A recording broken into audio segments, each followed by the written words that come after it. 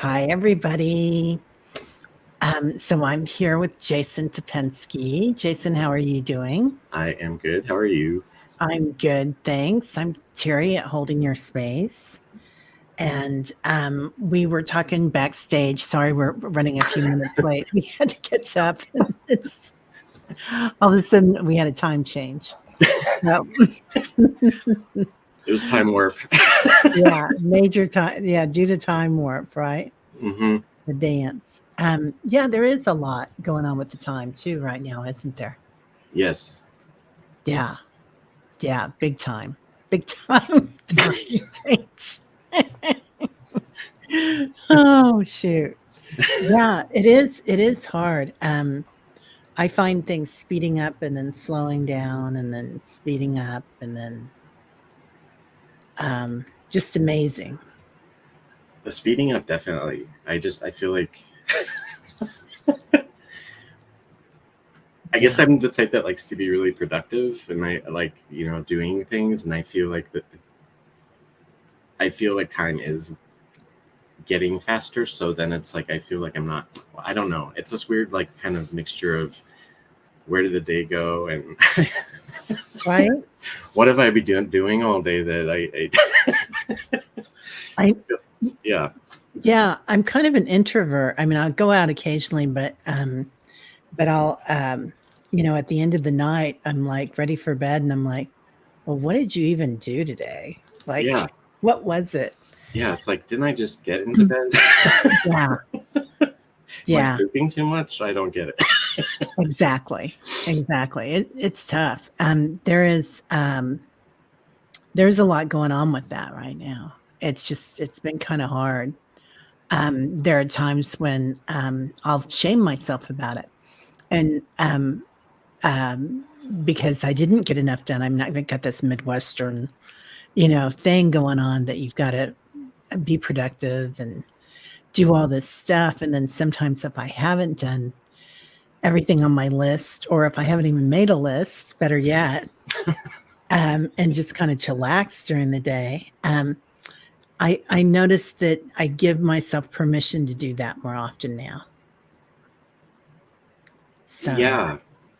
It's I haven't even noticed that because I've been noticing the past couple nights, like when I really feel like I haven't done anything, I get really down. It's like, but then when I feel like I've done more, it's weird. It's like a internal guilt trip that I wasn't even aware of until now. yeah, right. Yeah. Yeah. Yeah, there has been some shame. Hey, Holly, she says, I need grandchildren. I don't know. My animals are keeping me exhausted. Hey, Kevin. Kevin, the healing medium. Hey, how are you, dear? So say hello to people. Mary, hello. KK, Holly, Bright Shiny Ray, Willow Love, Hypnicity. So glad to see you. Margot, hi. Margot B. And Sonia. Hi, Sonia, honey. How are you? Yeah, so and Bora Bora's here too. And Richie's Reach. Richie was here. I knew there was somebody I wasn't saying hi to. Richie. Richie's doing something interesting on his channel. He's doing 30 days of awareness, I think is what it is, isn't it, Richie? Anyway, you'll let us know. But go ahead and put your thing in here. Hey, Kevin, how are you? The other Kevin. We got both Kevins. Yay. Kevin loving vibrations. It's a party. Yeah, it is it's a Kevin party. That's Here we go. awesome, Richie. I wasn't fully aware you moved forward with the YouTube, so congratulations on that. Yeah. He is. He's doing really well. Yeah, he ponders. I like Richie because he ponders. It's like I like the way he asks questions, and his curiosity is very calm. Because sometimes when I get curious about something, I get a little bit of tension, like I want to know now. But 30 days of celebrating you. Thank you. I knew I wasn't saying it properly. Reliving your proud moments. That's beautiful. Yeah, that's really beautiful, Richie. So we were talking backstage about some of your recent readings and who you've been working with. which has been interesting. Not who, but Yeah. the outcome of them. Yeah, it's interesting, the information that comes through, and there's a part of me that almost feels guilty when I'm in, after the fact. Like, I can't, I'm sure that there's people that would really want this experience, and I don't go setting out to like I don't say I really want to meet this energy or this being today, and it just comes through, and it's things that I necessarily I don't say I believe in things. It's just like I'm not pulled towards certain ideas and certain concepts, but when they come through talking to me in a QHHT session, it's like, okay, well, I guess I guess it's legitimate. And it's one of them, it was Seraphim that I spoke with. Wow. And my knowledge is that they're like considered traditionally the highest of the high angels and six wings, and they have really beautiful singing voices and things like that. I didn't know how like fundamental they are to the construction of the universe. It's really complicated, and I think I have to listen to the session a couple more times to really get the full gist of it. But it has to do with numbers and the 12 by 12 and all that stuff, if you are well versed in like how the universe is and the 144 and everything. But I won't go there. But they were it was interesting in terms of their presence, which is what I was kind of talking about. Because it's a kind of when I have sessions with higher selves do have personalities in themselves. Some of them are hysterical and really funny. Some of them are really loud and really mean. Not to me, but just they often, I've been told they come through how a person needs the only way that they'll listen. So if someone doesn't listen, they talk a lot and they don't really hear what you're saying, their higher self will be very loud and very, I don't want to say obnoxious, but it's like in your face, like get it done type things. And then there's these higher selves that it's almost, they're very robotic and they're very detached from the human experience. And I've always been curious about it. And there seems to be some type of connection between people who are a little bit higher, just generally speaking, in terms of vibration and frequency. They seem to have a little bit more, and I say distant, meaning they don't really care about our day-to-day lives. It's about our spiritual experience and learning and why we're here in the big picture, and not, am I going to get a dog tomorrow type thing. Yeah. And the Seraphim were like that. They were it was no nonsense. And the reason they came through is this particular client, and this is the really other cool thing that came through, was she was a being who are among a collective of beings who are responsible for creating and maintaining the veils that humankind wears. It clearly isn't a literal thing, but it's like an energetic net that keeps us from remembering and seeing and everything else. And so she heard this being that was coming through a session had a really rebellious outlook on the Seraphim. Like, she said that they're really mean and she didn't like them, and they made her come here because she was explaining how they just travel around the universe and they have fun, and they're really curious, and they go to other planets and other dimensions, and they're just this carefree type of being, but they had this ability to create these veils. And so it was interesting in that she was talking about it, and I said, so initially it was saying, we create the veils. And I said, what does that mean? And she said, well, we have the abilities to create these energetic veils that humans wear. And I said, oh, really? Is this what we talk about in terms of the veil? And she said, yes. Interesting thing about it was she was saying we are in a time when we need to be taking these things off. And she said it's a lot easier than we've made it out to be. Like, we've made it this complex, you know, we have to meditate and be in this vibration. I mean, it is about vibration, but according to her, the highest vibration is laughter, and that's all we need to do to get rid of this veil.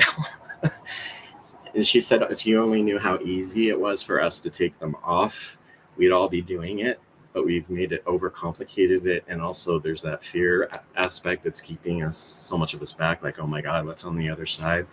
So it was interesting. So these beings, a lot of them are here now because they're helping elevate the vibration, because they have that carefree presence, helping us to do that and helping us lift those veils off. The seraphim are the ones who sent these beings here. They didn't really want to be told what to do. Yeah. So I eventually asked, I said, you know, can I speak with the seraphim directly? Because I kind of, she was like, they're mean, blah, blah, blah, blah. And in the back of my head, I was thinking, but these are like foundations of the universe. How could they be not good things or beings? Yeah. And it was the robotic, you know, this is how it is. They needed to come to this planet to help us. We're not making much progress. Laughter is pretty rare, and so that's one of the reasons why these beings had to come here. And it was just, they didn't want to be limited to physical. They don't prefer to be limited to physical bodies. They rather be flying around the universe. Yeah, dancing. So interesting. Wow, that is profound. How amazing. And you know, I can get there like for a split second, I feel like, where I recognize the veil and I recognize that I'm not this story. That this is a story that we've told ourselves, like as far as like seeing the table, your desk in front of you, or your laptop, or I mean, it's all just energy and motion, right? Mm-hmm. And then seeing that I'm a female in this lifetime, and I'm doing this or I'm doing that, or I have to get my car fixed or something. Mm-hmm. It's like it's all a story, and it's all constructs, and it's all energy. Yeah. And then you have to get your oil changed. Like, yeah. Yeah. I guess it just, I think we make the, you know, the overall message, just at least for me, is we make things a lot more complicated and a lot more, I'll never get there, or, you know, only a few people can do that. And yeah, the message was, all you need to do is laugh more and you'll get there. And that's, I mean, when spirit comes through and higher selves come through and spirit guides come through, it's always the simplest answer is what, you know, just love more. Smile it's more. Yeah, it's so joyful, isn't it? Mm-hmm. I think that's so profound because there's like, I mean, just the stories that we tell ourselves all the time, you know, that we have to do these things. And if we change our story and we really don't have to, like if you, sometimes I play a lot of games with numbers. No, I don't play Vegas, but I play, like I'll say, okay, I'm going to go look at this website and it's going to have 811 in it or 1111. And now it's like a game because I'm like, okay, I'm going to go do that and I'm going to find these numbers. And it's interesting how we can manifest even the smallest things like that and have fun with it. But wow. So yeah.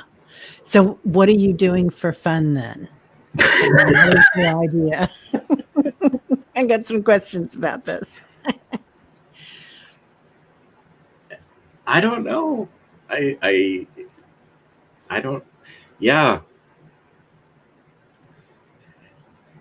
I mean, I don't consider that. I mean, it is someone. You know, the clients who, I mean, while these are really powerful sessions, the clients who, you know, had their lifetimes that they've had on this planet are pretty rough, and so it's not all fun and breakthroughs. There is that really seeing how even, these powerful beings or these beings that have come here to help, they really get stuck in the muck, and they really forget who they are, and they really forget how powerful they are. And it's often those, at least through my experience, and these were those cases where they have a really, really, really traumatic life that they've set up for themselves.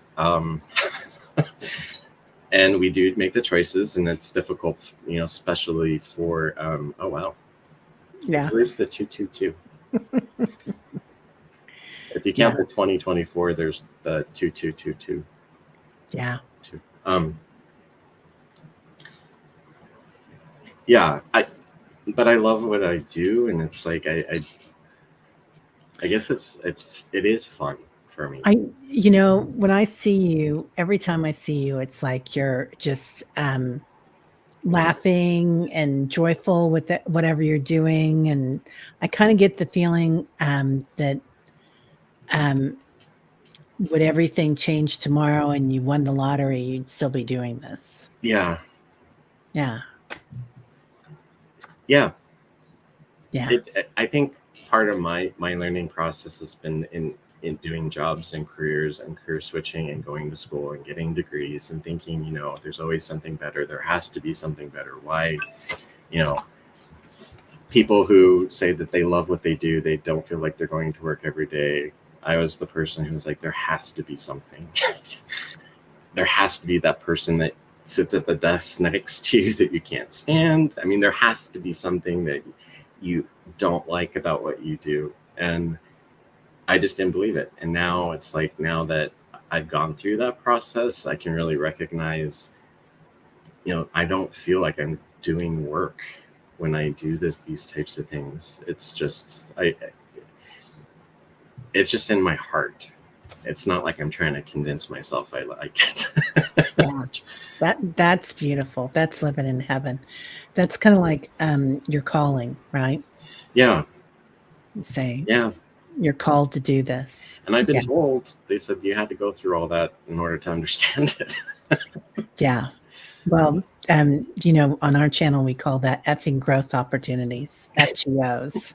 So, and I feel like that's kind of something that I'm really good at. So, where I was, Richie had a good question about this.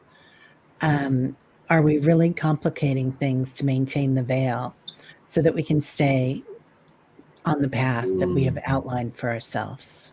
Interesting.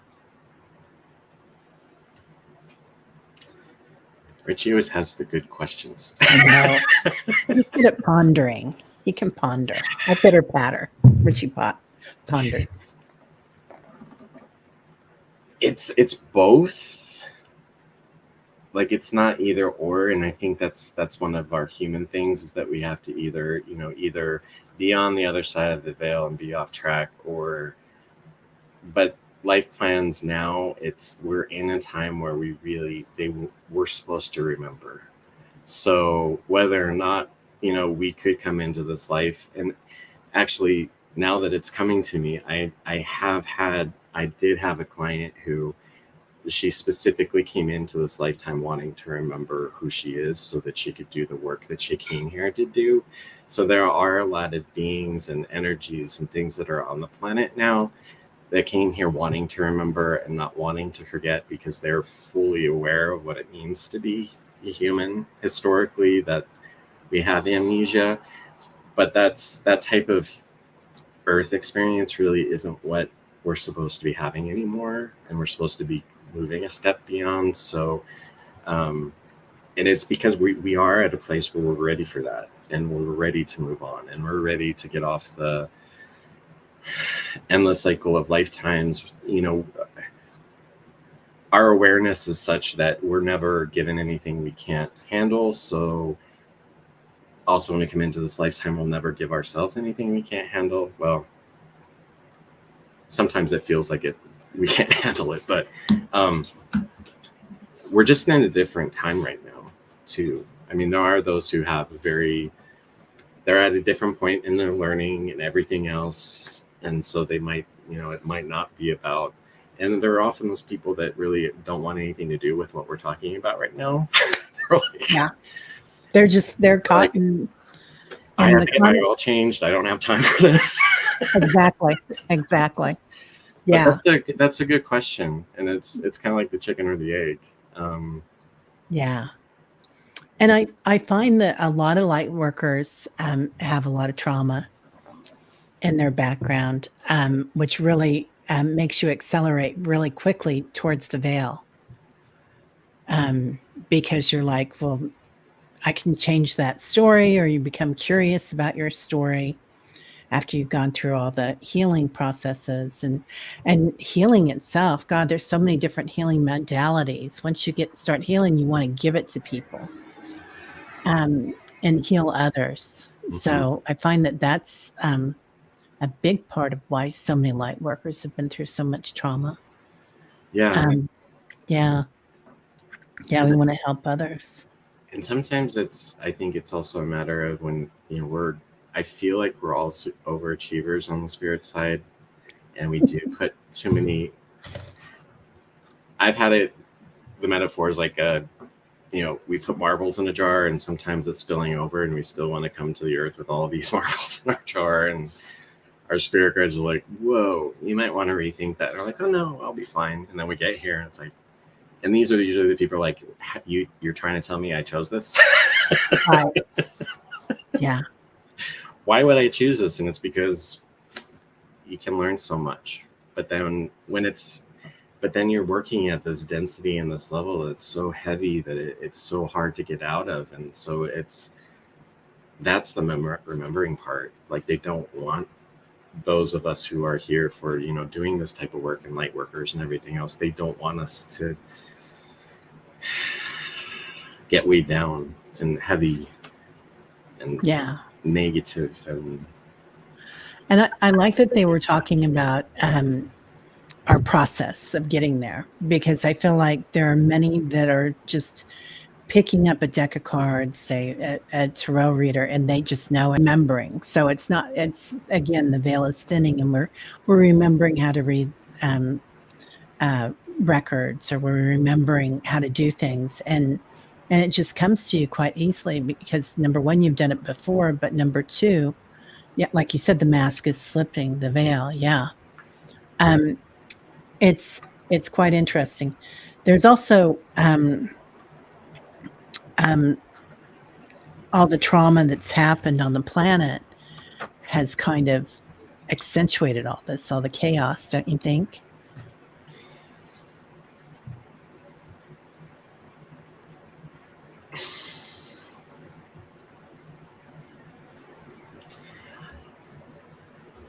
I think that's part of why we're supposed to remember, because doing this work is what Gaia needs for healing. And the laughter and the joy, the highest vibrations, are that which is helping the healing process, and everything that's going on or will be going on in terms of just weather and cleansing. It's like the earth can't move forward without us moving forward, and vice versa. I mean, we are the earth in a lot of ways. So yeah, it's difficult to really well, I think that it's waking up those around us, but I feel like everybody here probably is very sensitive to everything going on, and we were talking about this backstage too, that I feel like we're getting the first wave of energy of the solar flares. We're sensitive to it. We're sensitive to the pain, the injustice, and now it's kind of making us think in different ways and setting us on our path. Laughter is the best medicine, Linda, for sure. And as that sets us on our way, then we can help others as they come into this. Because I feel like a lot of us right now are finding different ways of doing things. And there's also that we are like having things come in. Like my daughter was just at the Chiefs parade, that, very close to the shooting. I mean, that was like wait a minute, I've been through all this stuff. We don't have to do this with my family again, but we are learning a lot from it, and we're learning that this is something that we can get over. And she's been really helpful with her friends that were there with her. Yeah. So, and then we were also talking about George, Reverend Saul. So, a dear friend, he's a crystal shaman and a Vedic scholar, and he just passed away. And he passed away in such a way that in Tibetan Buddhism, there's this manner that you could pass away where you kind of walk into your next life in Ananda, a state of bliss and happiness. And those were his last words, I am happy. And he left his body.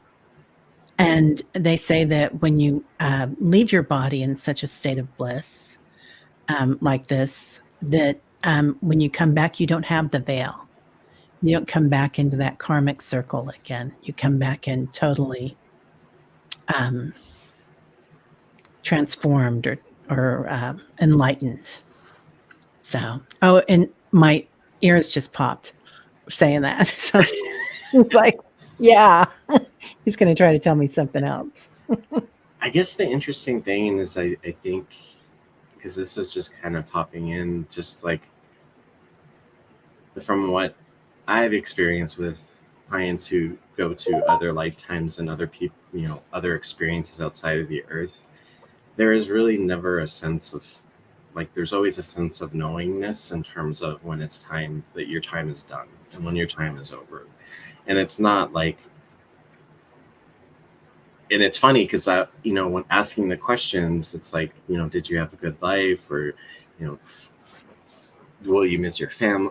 I don't ask these questions, but it's like the things that we think we might ask in terms of, and everywhere else, it's, you know, it was, I knew it was time to go. You know, Yeah. some people, some beings die, and other beings, they just leave their bodies, or they leave their experience and go back to the light. So that just kind of, that description of just walking out of the body, it seems like that's how we're supposed to do it. Yeah, right? Yeah. Yeah, that is definitely how we're supposed to do it, I think. Yeah, and they say that's like the number one fear is fear of death. It all kind of correlates to that when we have fear. Yeah. Yeah. An attachment to the material, or, you know, is someone going to be okay, or Yeah. do I have to stay to protect my house? Or it's when we lose ourselves, and in the lifetime, that it seems like death becomes more traumatic. But Yeah. So what does your higher self sound like? Can I ask? Or is it? they make fun of me. I love that, Jason. Oh my God. That's perfect. And, you know, it makes sense. It's like, yeah, they make fun of me.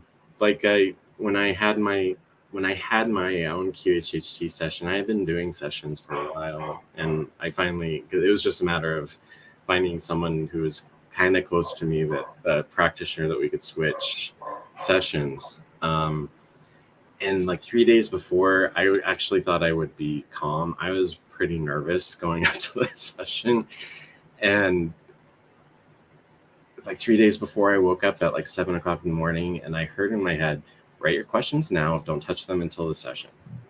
So I was like, okay, fine. So I wrote down these really basic questions, didn't think about them. Well, I did some touch-ups leading up to it, and they got really complicated. Like, should I write a book? Should it be science fiction? Should it be fiction? Should it be this? Should it be that? And the practitioner that I worked with, she asked the question, and my higher self, they just kind of, they went blah, blah, blah. I love that. And that was, and they said, we told him to not touch the questions. He touched the questions. We're not going to answer that question. So, Wow. yeah. I have very. It wasn't until someone did a spirit guide reading for me, and they said, "Oh, you can have them back." Did it really become clear? Like, oh, you can have them back. That I kind of have that sense, like I have a really strong higher self spirit team that wants me to lighten up sometimes, I think, and I'm working on it. Yeah. Well, you always seem so joyful. Yeah. I am. I mean, I am. Yeah. I do have this perfectionist side where I worry, and I tend to make my life more complicated than it needs to be sometimes, and I've come a long way, but it's Good still for work in you. progress. Yeah. Yeah. I do that sometimes. Yeah. I pitter patter more than I dilly dally, more than I hold myself to an extreme. I think I'm the opposite. Yeah, I know it's a Yeah. fear of like looking, like a fool or things like that. So it is fear based. Well, you do it well because look at you. You do. Yeah, I think it's when I'm by myself and I get in my head, and that's what they also say. I think too much, and so it's like when I'm not in that space of thinking too much, I feel like I'm more like my higher self than when I'm by myself. Yeah. So, Yeah. When you're just kind of in the flow. Yeah. yeah. I feel the same when I'm not thinking so much about the outcome. Mm. Then I'm kind of like right where I need to be. Yeah. Anyway, there's so many good questions here. Mhm. So we'll start getting to some of them, you guys. But let's pull this one out by Richie first. There were a couple of really good ones here. So, is our shift in our energy to one of awakening mirroring the shift of the Earth's energy? So, we are moving together. And when we are done, then, so will the Earth be done shifting?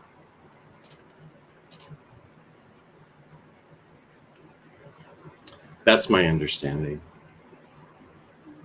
There's been a lot of ways in which messages come through that essentially the Earth is a mirror of us, and we are a mirror of the Earth in so many ways, and that it's however you want to characterize its experience is our experience, and we are everything. It's just we are connected. So her process of shift and awakening is also ours, and that's why there is so much weird energy going on and things that we haven't done, because she was dormant for a really long time, and so we haven't really had this extra appendage.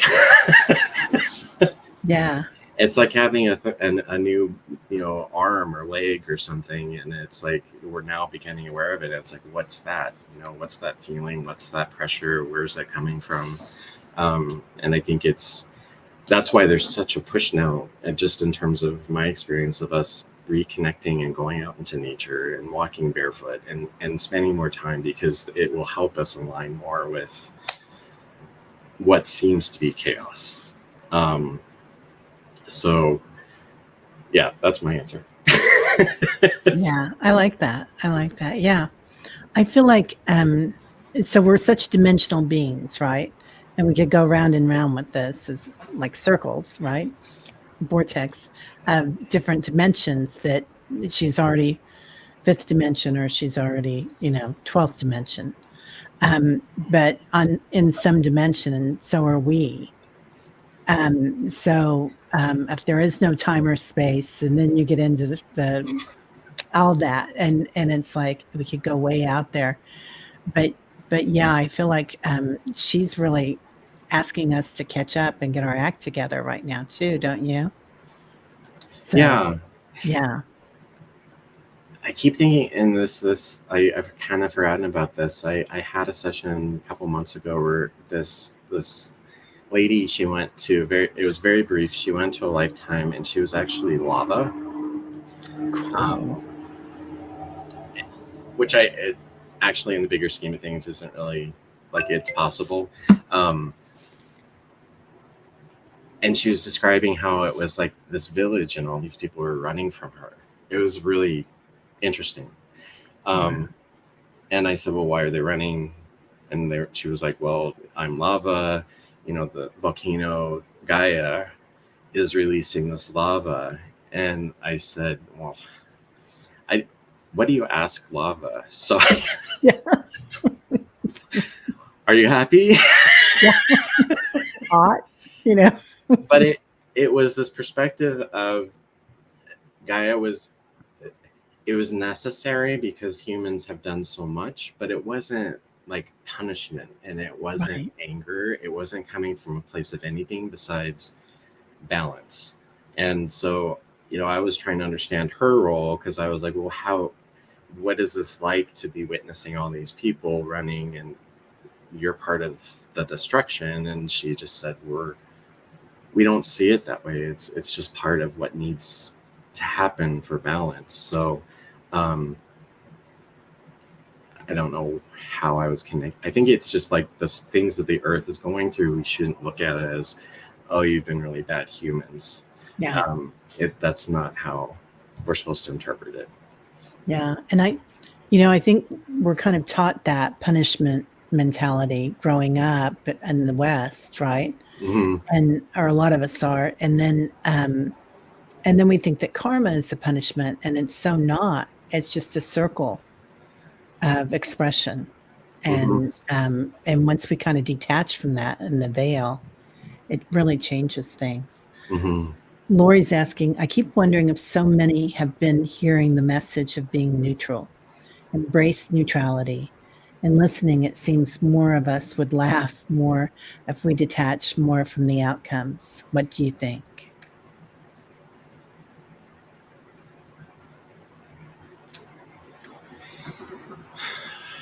That's the message I've been getting.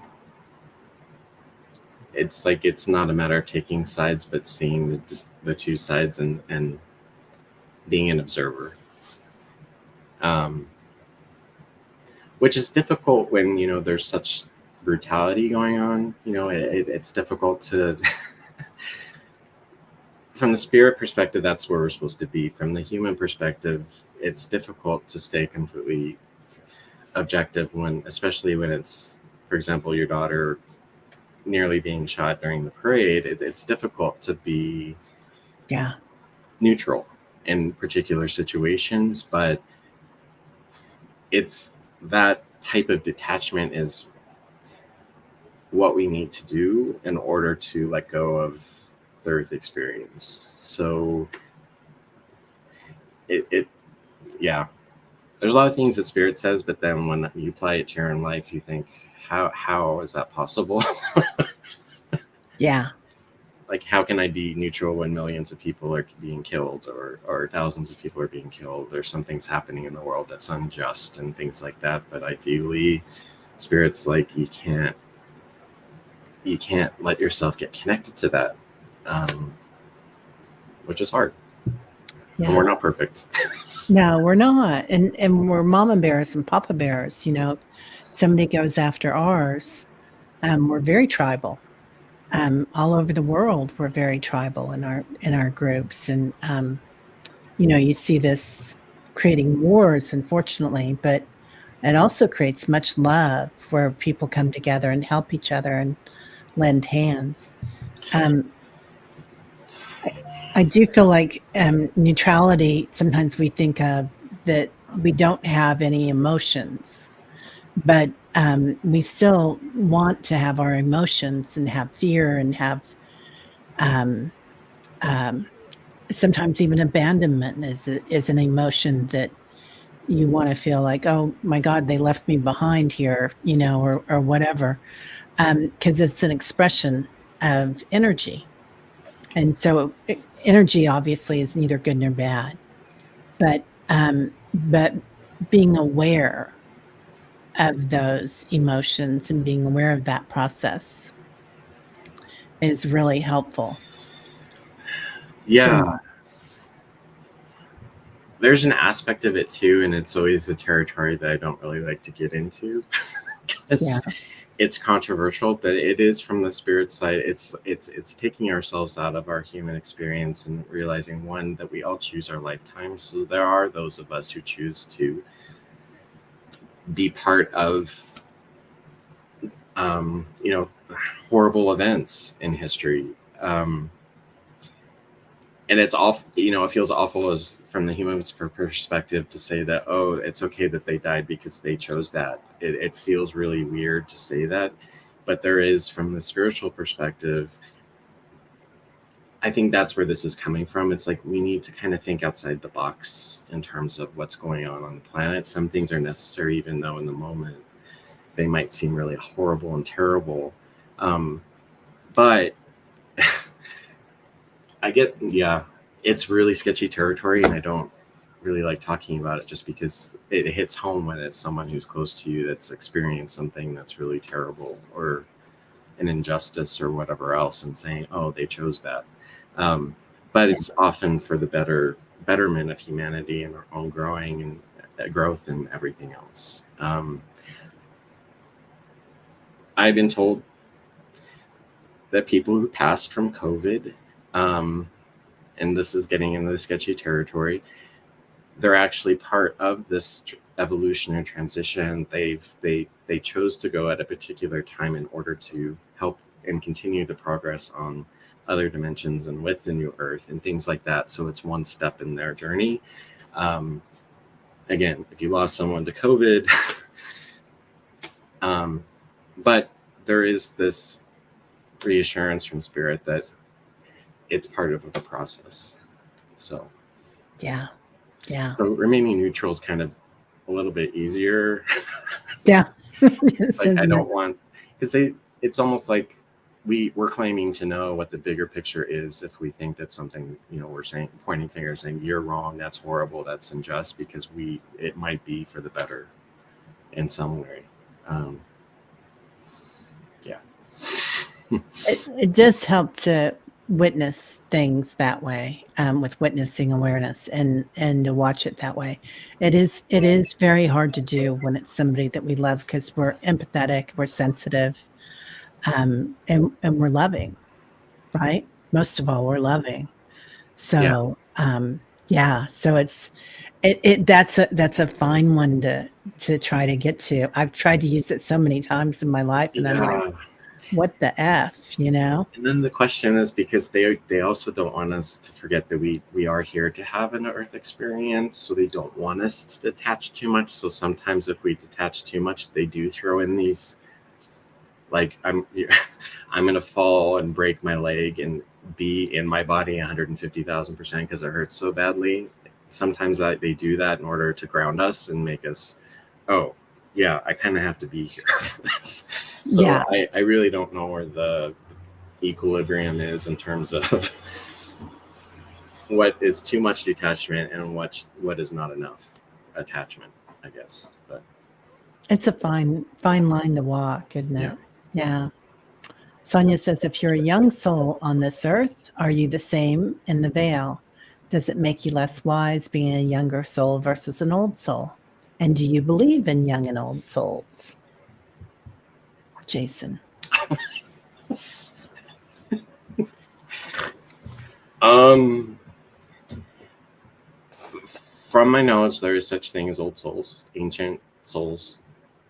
I've heard them called old ones. So I really don't know what distinguishes an ancient soul from a newer soul. I don't really know how's that work, especially we're supposed to be infinite and never ending.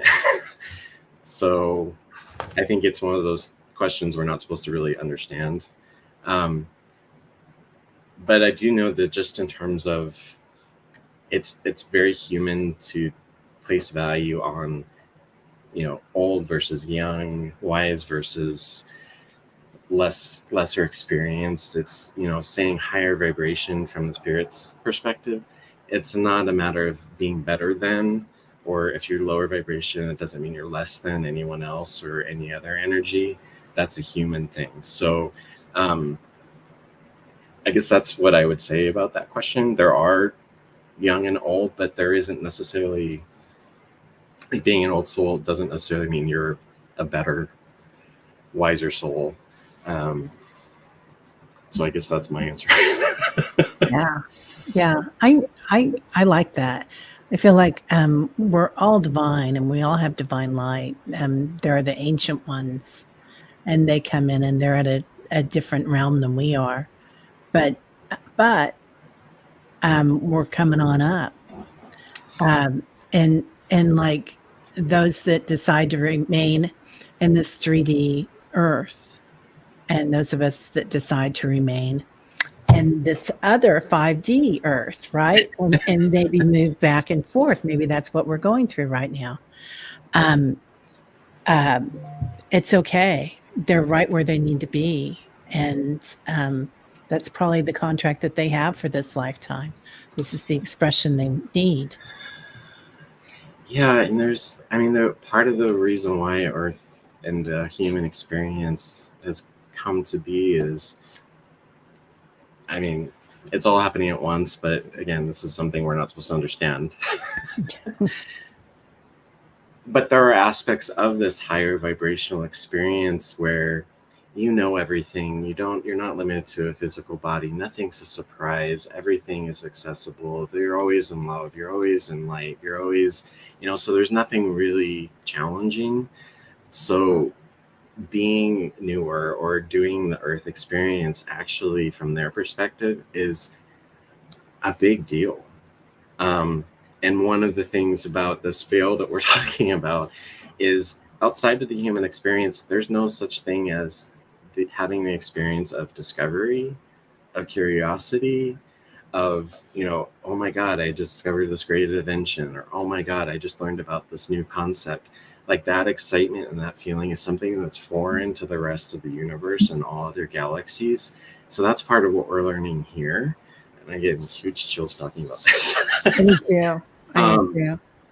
Yeah. Because everywhere else, it's, you can tap into the knowledge and everything is accessible and you have wisdom and you have all that. So it's like there's this, I don't want to say stagnancy because everything's always in motion, but we're doing something that there is a lot of reverence for.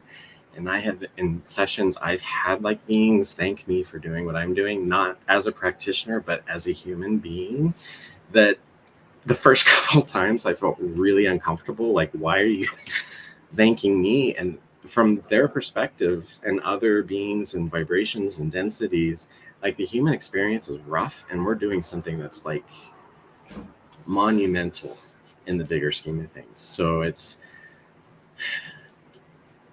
even the lowest lows that we might be feeling, or the heaviness and the weight and the pessimism or whatever else, we're doing something that is actually really valuable in the greater picture of everything and all that is. So, yeah. Wow, well said. That was amazing. You should put that in your book. That could be. I swear to God, I love it. I love it. It really hit me when I learned that. That's like one of the secrets. Like, part of why we're here is just to have the experience of being curious and not knowing everything. Yeah. And we look at that as being a weakness, and actually it's kind of a strength in their eyes. Yeah. There's also this dimension has these physical senses that I think kind of amaze them as well. How we smell things, how we see things. And then different species on the planet. I mean, how exciting is that? Looking at things like a fly, so interesting. Yeah. I've heard in some form or another the Earth was supposed to be like a vacation spot that other beings would come here because it is so beautiful. So there's also that always, in some ways, like, remember that you're on this beautiful planet because there's a lot of places out there that's just rock. Yeah. Nothing much to look at. Right? Yeah. Yeah. Yeah. It's interesting how much the energy here is different than other planets and other beings, the way that they perceive things. And I have heard also that this planet has much energy, like crystalline energy and resources that are very important to the universe as well. Yeah, Kim has a good point. I don't think that beings know all things on all dimensions. Yeah, that's true too. And I don't know how it balances out, because I have communicated with some aspects of people's spirit teams and everything else, and they don't have access to particular knowledge. And it's a matter of, is there someone there who can answer this question for me? So I don't know. I wish I knew how that all worked, but I just know the discovery on our part is one of the reasons why you're here. So yeah. Interesting. Thanks, Kim. So, one thing I do want to ask you about while we're talking about lava is is that we've been feeling the ancient ones on the planet coming alive. And by this, I think that it's Gaia's ancestors and Gaia's family. And I think they do kind of portray themselves as the elements. And when you walk outside now, you might feel more energy coming from the trees, more energy coming from your location, like the ley lines, the crystalline energy. It's just everything is awakening. Have you gotten like entities that'll come forward like that, like this?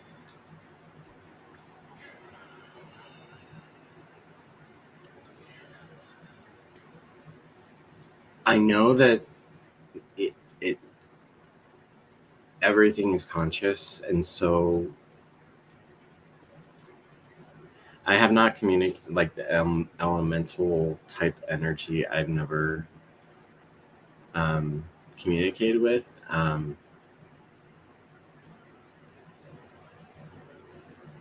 mean, I guess the closest would come. I mean, the fairy, like the client who was a fairy, would talk with the trees and would talk with the spirits and would, but it wasn't. It was second nature. But I do know there are energies and there were energies in the beginning of the planet Earth that were responsible for making an elemental. They specialized in different elements in order to create the Earth. So there were those who were responsible for creating the oceans and the water. There were those who, and I know this from Dolores's books, where people went back to lifetimes where this lady, she was creating or helping create the air. I found out in my QHHT session, I helped create the atmosphere of the Earth. I don't know what that means and looks like, but I think, and we've all experienced something like that in some form or another. So, wow, that's amazing. I can see you with air. Really, yeah, because you're very light. You have a very lightness, a lightness of being. Yeah. Yeah. Yeah.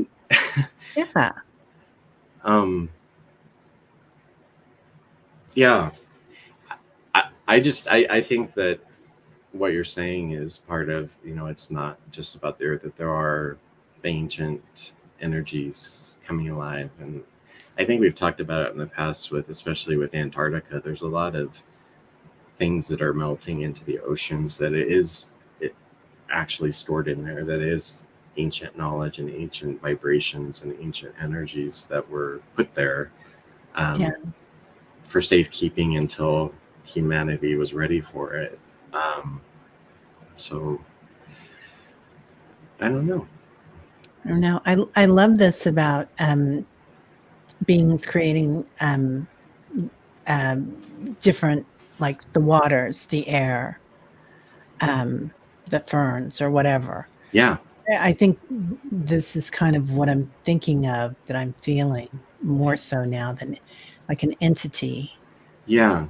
It's like I don't know if do you think that they're a group of entities, like a collective, or do you think that they're... It seems like that they were specific to particular elements. And it just seems like like even with the veil, like that was their specialization. And I think it's hard to think about that's all you exist for, but really everywhere else, because they come in knowing what they're doing. They're aware of their past lifetimes. They are aware of other lifetimes if they've been on Earth. I always ask, if it's another being or, ET or whatever, do you remember other lifetimes? And they'll say, oh yeah, it's like, it's not unusual to remember that. So with that said, it's like a lot of those lifetimes or existences, or you come in knowing, okay, my mission this time around is I'm going to create the air for Gaia on the Earth. You're done and you leave. And that's kind of how it goes. And they are like missions. And it's like you come in knowing that you're going to do it. And then when you're done, that's it. You go to the light. Of course, it could be millions of years in our time, but it could be a second in theirs. So yeah, right. Yeah, it seems like it would take forever, but thank goodness they're doing it. Yeah, it's beautiful. Hazy Days. I love that name, Hazy Days. Good to see your smiling face, Jason. I am wondering if you have ever had a client who was an animal, like a bird or a butterfly. I had a client who was a flower. It was a very short lifetime. But the interesting thing is we've all experienced, once we are in the human experience, we've pretty much experienced a lot of what we would think to be objects, but everything has something to teach. So the flower lifetime, it was about the temporary beauty, like impermanence of like beauty, to experience it in the moment, but not feel any sense of loss when it's gone. So it's like that everything changes. I had a client who was a rock. That was the challenging one to figure out what was going on. It was like, are you moving? No. There's a lot of big flowers. And then I was like, is this another planet? And the person, I don't know. And then they saw the seasons going by, and like, it was like fast forward. And then finally they were a rock. And it took the client kind of like stepping outside and looking down. And it's funny in those moments because our conscious mind comes in and people kind of be like, I think I'm a rock. Wow. That's and cool. that was about stillness, patience. So no matter what we experience, there is some type of lesson and learning in it, regardless of what it is. I can't imagine. I didn't really figure out how like you come into a rock and then you leave being a rock. But it didn't really matter. That wasn't the point. Yeah. So yeah, rock, flower, the fairy, an ant. What's interesting? The ant was super interesting. I was just going to say, because they've got the ant hills and they're all such a community. It's a collective like consciousness. So even when they're separated, like super far apart, they're still in communication with each other. Wow. Yeah. I think it would be cool to be an ant. It was a very cool lifetime. I do too. I like my ants. We have ant hills on our grass, and I'm like, they aerate the lawn, right? So you don't have to aerate it anymore. You just let your ant hills take care of it. Yeah. I mean, they're not like 5 feet tall or anything. That would be a little frightening, but I guess we could work with that. Cheetah. Oh, a cheetah. What a beautiful experience. Yeah, I think I talked about that a while ago. It was actually how I found out that shapeshifters are legitimate, because it was really confusing lifetime, and it was someone who part of the time would be human and part of the time be with cheetahs, and I couldn't figure out what was going on. I thought it was maybe 2 different lifetimes, but there's times he'd be with a cheetah family, and then times he was in the village. And it ended up he stayed being a cheetah, and he had a cheetah wife mate or whatever, they had a little baby cheetah son, and the purpose of the lifetime was just to experience fatherhood. It was really like, It's a Disney movie, guys. it seriously. I So mean, beautiful. I mean, it's a cool way to. I mean, if you want to experience fatherhood, it seems like that's kind of a cool way Yeah. to do it. Yeah. But it was like it was like a family. I mean, they were so happy to have this baby together. Yeah. Yeah. Yeah. Ants they are fascinating, aren't they? They turn the soil for life to continue and grow. Yeah. They are. And they're also, recognize the divine feminine and that they're matriarchy, aren't they? Mm-hmm. Yeah. Okay. Ginger Sky, how do you exit an incarnation as a rock? I think some of them lie around for millions of years. That's what I wanted to know. I was like, is it's like you're not born as a rock? Yeah, it's a good question. I think my sense is like you come in, you find a rock, you're like, okay, I'll plop down here for a couple 100 years, and then when I've learned my lesson, I'll leave. Is kind of the sense. Like a walk-in, but it's a rock-in. Yeah. Sorry. Yeah, Merlin, right? Hypnosis. Jesry was a sea urchin. They're all climbing in now. I was a sea urchin. Interesting. Sea urchins are beautiful. Yeah. Anyway, well, thank you for being here. We're already an hour. God, that flew by. Yeah.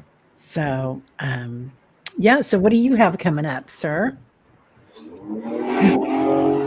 Moving.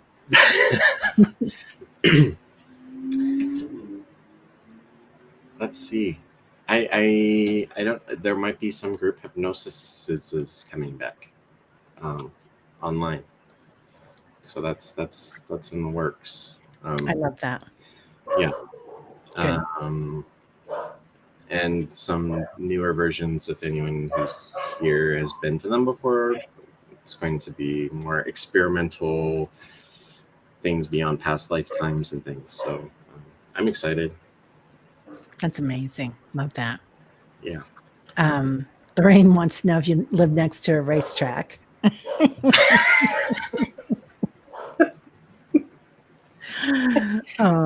It's actually really warm here, and I have the window open. I usually don't, and there's people have very big engine cars here. It's kind of territory. Yeah, we get that too. We get a lot of sirens here because I'm close to a couple of different hospitals and whatnot. So anyway, well, thank you so much, guys. I've got some really big shows this weekend. Dr. Gail Skywalking the Moon, and then I'll be with Spirit Whisperer too this weekend. So, and tomorrow with Allie at Heart and Soul Connected on the channel. Awesome. Yeah. All right, everybody. Well, have a great weekend. And thank you to the moderators and everybody that came to see us. Please make sure that you subscribe to Jason's channel and hit that black bell. We'll see you later. Rock on. Rock on.